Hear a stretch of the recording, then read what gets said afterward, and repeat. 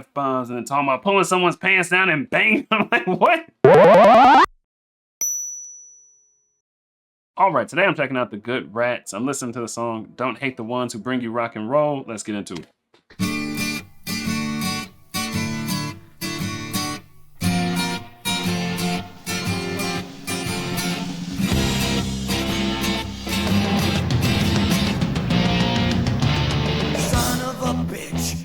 Rip his eyes out, prancing around like a goddamn faggot. Painted up ass, like to pull his pants down, shoot off his works, then I like to bag it, beat it to a maggot.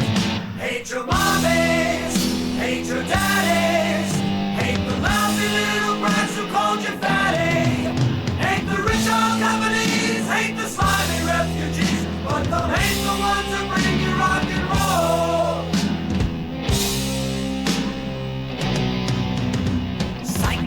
Jerk, let me kick his ass in. Look at him squirm, almost makes me throw up.